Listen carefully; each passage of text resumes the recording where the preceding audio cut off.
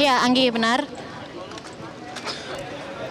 Baik, Anita, tadi pada Saat ini kami baru... Ya, silakan. Silakan, Arna. Saat ini calon presiden nomor 1 Anies Baswedan didampingi oleh Kapten Timnas Syawgi sudah keluar dari gedung dan menyapa para wartawan. Kita bisa saksikan bersama-sama di layar kaca. Dan berikut kita dengar pernyataan dari calon presiden nomor 1 Anies Baswedan didampingi oleh calon wakil presiden nomor 1 Muhaimin Iskandar. Gimana? Kayaknya Twitter Gus ini lebih aktif ya Gus ya? Apanya? Harus aktif dong. Twitter Gus. Harus aktif dong. Boleh yang di belakang saya jangan dorong Bu. Gimana? Dengar kok, tapi dengar kok Mas. Dengar ya, sampai sana dengar ya. Udah pakai ini aja Pak, aman Pak. Aman. Baik kawan-kawan, terima kasih atas kehadirannya. Alhamdulillah hari ini kami tim Hukum Nasional Amin melaporkan semua kegiatan-kegiatan tim Hukum Nasional Amin, baik itu yang di pusat maupun di daerah, kepada Presiden kami dan Wakil Presiden kami. Karena kami menemukan banyak sekali fakta-fakta kecurangan yang telah kami verifikasi. Dan laporan ini sudah kami follow upin, laporan-laporan ini sudah masuk ke Bawaslu, dan siap akan berlanjut sampai titik darah penghabisan. Kami akan melaporkan ini sesuai dengan prosedur hukum yang ada. Selanjutnya kami persilakan kepada Pak Anies dan Pak Muhaimin untuk menyampaikan. Oke. Terima kasih kepada tim hukum nasional, Pak Ari dan seluruh jajaran, terutama tim hukum daerah yang telah terus mengumpulkan fakta, data, potensi bagi persiapan terwujudnya pemilu yang jujur, adil. Dan insya Allah kami akan siap dengan seluruh proses yang berikutnya, di mana THN akan menyiapkan berbagai langkah-langkah hukum untuk memberikan kepastian bahwa pasangan Amin adalah pasangan yang memiliki kesiapan untuk masuk di putaran kedua. Amin. Ya, teman-teman sekalian, kami ingin garis bawahi. Keras, kurang keras. Kurang keras ini, cukup. Cukup. Satu volume lagi. Ini teman-teman, saya ingin tegaskan kepada semua bahwa pemilihan umum harus dijaga integritasnya. Pilarnya demokrasi adalah kepercayaan. Dan salah satu unsur dari kepercayaan adalah kejujuran. Agar proses demokrasi ini berjalan dengan baik dan menghasilkan pemerintahan yang berfungsi dengan baik, maka pilpres, pemilu harus dijalankan dengan kejujuran. Nah, kami tidak mau gegabah. Tidak ada di hari pertama, hari kedua deklarasi kecurangan ini, kecurangan. Tidak, kami tidak mau gegabah.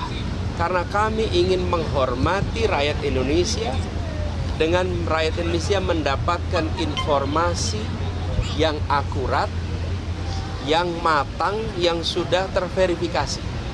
Itulah sebabnya kenapa tim hukum bekerja lengkap, dan kami bersyukur tim hukum ini sampai dengan daerah itu komplit di seluruh provinsi, mengumpulkan semua data, dan kami tidak akan menyampaikan informasi yang sekedar menimbulkan kontroversi.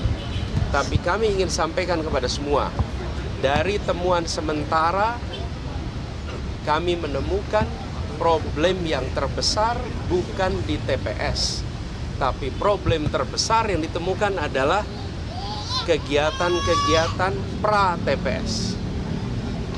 Kegiatan-kegiatan yang membuat aktivitas di TPS itu dipengaruhi dan tidak mencerminkan aspirasi rakyat yang semula ada. Ini temuan yang paling mendasar, pra-TPS. Nah, pra-TPS ini banyak aktivitasnya, nanti detail akan ada. Ini yang sangat mengkhawatirkan. Jadi, kualitas dari hasil pemilu yang sesungguhnya harus mencerminkan aspirasi rakyat, di dalam temuan kami, sebagian bukan aspirasi rakyat. Sebagian adalah aspirasi yang dipaksakan kepada rakyat. Dan proses itu tidak terjadi kebanyakan di TPS atau sesudah TPS, tapi terjadinya sebelum sampai ke TPS. Sebagai sebuah praktek ketidakjujuran, ini adalah peningkatan kualitasnya dibandingkan yang dulu-dulu. Dan ini yang bisa mengganggu demokrasi kita. Jadi saya ingin mengajak kepada seluruh rakyat Indonesia, apapun pilihan pilpres saudara-saudara sekalian, boleh memilih nomor 1, boleh memilih nomor 2, boleh memilih nomor 3, tapi harus sama-sama memilih pilpres yang jujur. Apapun pilihannya, mau pilih 1, 2, 3, harus sama-sama kita pilih yang jujur. Dan keberhasilan karena kejujuran akan menghasilkan kekuatan moral yang kuat. Tapi kalau keberhasilan yang tidak ditopang dengan kejujuran, apalagi dengan pelanggaran-pelanggaran, dia akan menghasilkan cacat moral yang berdampak besar. Saya ingin ingatkan pada semua, pelanggaran-pelanggaran seperti ini bisa terjadi di bidang-bidang yang lain. Kalau pelanggaran di bidang pemilu dibiarkan, sebentar lagi akan terjadi di tempat lain. Di kompetisi bisnis kita akan menemukan ketidakjujuran. Di dalam praktek-praktek perubahan peraturan kita akan menemukan ketidakjujuran. Jadi penularan akan terjadi bila peristiwa di sini dibiarkan. Karena itu pada siang hari ini ketika kami berkumpul bersama di sini, kita mendengarkan. Nanti sesudah semuanya lengkap, pada waktunya tentu akan ada langkah berikutnya. Tapi sekali lagi saya ingin sampaikan, kami tidak gegabah. Kami tidak akan menyampaikan informasi sekedar membuat kontroversi, karena kami ingin menghadirkan hasil pemilu pilpres yang berkualitas, yang penuh dengan nilai kejujuran. Itu yang bisa saya sampaikan. Artinya sekarang kepercayaan melaporkan langkah konkretnya. Apakah sudah ada komunikasi juga dengan tim THN 03, kan juga katanya berkomunikasi cukup intens dengan 01. Bagaimana Pak langkah selanjutnya? Sekarang semuanya lagi dikumpulkan. Jadi saya sampaikan tadi, kami tidak ingin separuh-separuh, biar tuntas semuanya. Di daerah sekarang proses pengumpulan sedang jalan terus. Pak Anies, ini kan kepercayaan publik terhadap KPU, Bawaslu dan juga MK ini mulai berkurang. Nantinya ketika masalah ini dibawa ke MK, seberapa yakin keputusan nantinya itu akan adil, gitu Pak Anies? Kita tunggu nanti. Yang jelas bagi kami sekarang, kami ingin agar semua informasi yang terkumpul terverifikasi, solid, dan kami minta kepada semua jajaran aparat pemerintah, jangan ada yang mengintimidasi mereka-mereka yang mau bersaksi. Karena kita sudah menemukan di lapangan, mereka yang menemukan praktek-praktek penyimpangan itu mengalami intimidasi, mengalami ketakutan, padahal ini negeri yang merdeka, jangan sampai itu terjadi. Masalah SIM Pak Anies ini kan salah satunya, mungkin kalau misalkan pra TPS, apakah terkait pelanggaran yang dilakukan tapi tidak ditindaklanjuti oleh Bawaslu, dan mungkin kalau misalkan dari Parpol sendiri, Gus, dari PKB, akankah mendorong untuk melakukan hak angket di DPR untuk pemanggilan ke KPU Bawaslu, itu seperti apa sih Gus? Karena Pak Ganjar juga mendorong untuk hak angket kecurangan dibawa ke hak angket DPR. Gimana? Langkah dari 01. Ya, gini, ketika kita mendengar akan dilakukan, kami melihat itu ada inisiatif yang baik. Dan ketika Pak Ganjar menyampaikan keinginan untuk melakukan angket itu, fraksi PDI Perjuangan adalah fraksi yang terbesar. Kami yakin bahwa koalisi perubahan, Partai Nasdem, Partai PKB, Partai PKS akan siap untuk bersama-sama. Jadi siap, saya memandang dengan adanya inisiatif angket, proses di DPR bisa berjalan. Kami siap dengan data-datanya, dan di bawah kepemimpinan fraksi terbesar, maka proses DPR bisa berjalan. Saya yakin Partai Koalisi Perubahan siap untuk menjadi bagian dari itu. Tapi dalam waktu dekat ada planning buat bertemu Pak Ganjar dan 03 nggak Pak Anies? Nanti kita kabarin. Sudah ada komunikasi. Ada komunikasi sebelumnya? Fraksi di PKB dikerahkan. Ya, udah dijawab sama Mas Anies, 3 partai solid. 3 partai solid. PKB juga siap berarti yang membawa ini ke 3 partai solid, bukan hanya Pak PKB. Anies tanggapannya Pak Surya Paloh bertemu Pak Jokowi. Begini, saya ingin sampaikan bahwa kita semua ini solid, tidak ada yang berubah. Ya. Anies Muhaimin jalan terus bersama. Kita ini bekerja intensif tiap hari terus. Memang tidak selamanya muncul di media. Karena memang bukan hari kampanye. Kalau hari kampanye memang kita ada kegiatan-kegiatan kampanye terbuka. Tapi pertemuan-pertemuan jalan terus. Lalu partai koalisi solid sesolid-solidnya. Jadi jangan khawatir. Kita jalan terus bersama. Berarti pertemuan Maka itu belum dikomunikasikan kepada koalisi. Gini, kalau pertemuan-pertemuan itu terjadi biasa aja. Menurut saya gini, kalau pertemuan itu kedengaran media 2-3 hari sesudahnya, nah itu baru serius tuh. Pak Anies Tapi kalau belum kejadian sudah rame, nah itu berarti tontonan aja itu. Pak Anies tadi bayangkan terakhir pas malam pencoblosan itu tetap berada di Perubahan hanya disampaikan oleh Pak Anies, sementara Gus Muhaimin tidak ada kata kami begitu, sehingga itu dianalisis oleh banyak orang. Mas Anies bilang kami kok, kami itu berdua. Saya. Oh saya ya? Ya sudah, kami ada di Jalan Perubahan. Gus, bilangin saya, terus saya juga, terus kami. Ya. Oke, saya terus di Jalan Perubahan. Saya terus di Jalan Perubahan. Kami terus di Jalan Perubahan. Tanggal 15 kemarin bertemu dengan Pak Surya Paloh bersama juga dengan Gus Imin di The Plaza, itu membahas apa Pak? Apakah ada pembahasan terkait dengan koalisi ini dan langkah ke depan? Memang koalisi perubahan itu solid dan ketemu Terus menerus. Jadi Pak dengan Ketua Partai PKB Gus Imin, Ketua Partai Nasdem Pak Surya Paloh, Presiden PKS Pak Saihu, kita ketemu dan membahas langkah-langkah dan kita solid.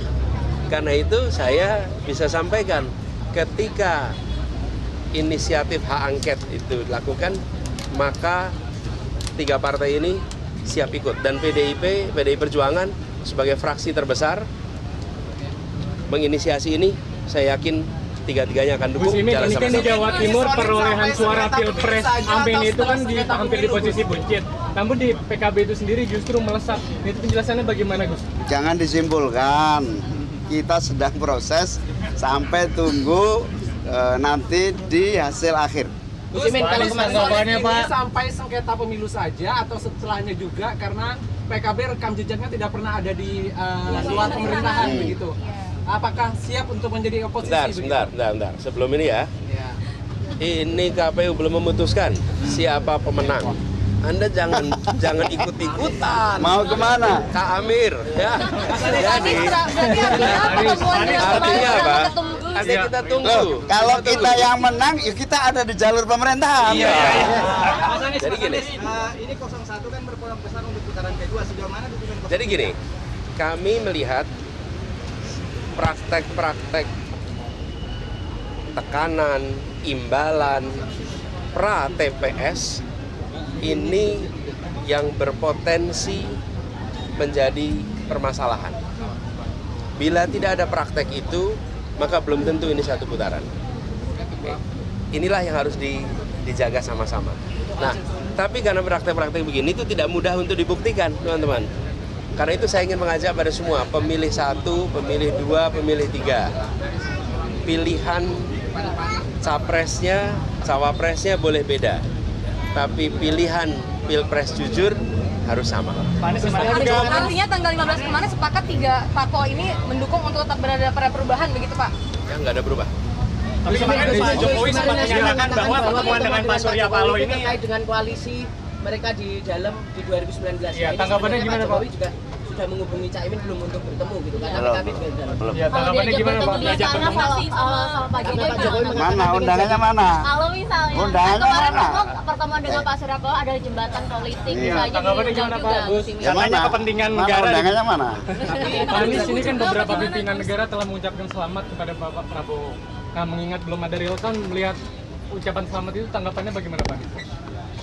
Menurut saya semuanya harus tunggu sampai kepada seluruh penghitungan ini selesai dan hormati KPU karena penyelenggaranya adalah KPU. Apalagi seperti saya katakan tadi, problematika yang kami temukan itu bukan problematika di TPS.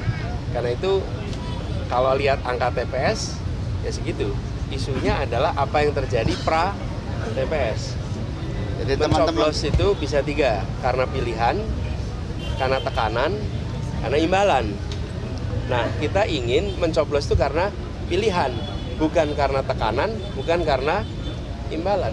Balik lagi Pak Anies ke kemarin pertemuan dengan Pak Jokowi dari sama Pak Surya Paloh itu membahasnya kan. Saya mau teruskan dulu sedikit. Saya ingin sampaikan terima kasih kepada seluruh relawan tim hukum yang sedang bekerja. Teruskan bekerja. Perjalanan kita masih panjang. Dan kepada semua yang memilih 01, kami sampaikan terima kasih. Kenapa? Karena pemilih 01 bukan hanya memilih, tapi tahan tekanan dan tabah dengan imbalan. Mereka tetap memilih 01. Saya ingin garis bawah ini adalah sebuah keseriusan. Tetap memilih 01 di tengah adanya tekanan dan di tengah guyuran imbalan. Ini adalah satu ketabahan yang luar biasa.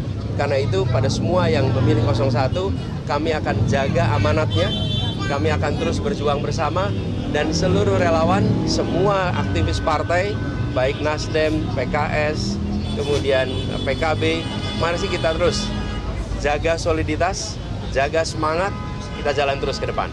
Ya Pak Anies, tadi pertemuan Pak Surya Paloh dengan Pak Jokowi gimana tanggapannya Pak Anies? Pertemuannya sangat penting, seurgensi apa Pak Anies? Apa Pak Anies? Urgensinya apa? Pak Anies sedikit Pak. Pak Anies, Pak Jokowi bilang ya, ini pertemuan yang sangat penting. Iya, dengan Pak Surya negara kita urgensinya seperti apa? Tanggapannya sedikit. Seurgensi itu kan Pak Anies? Pak Anies untuk hasil percaya nggak Pak Anies? Jalan. Jelajahi cara baru mendapatkan informasi. Download Metro TV Extend sekarang.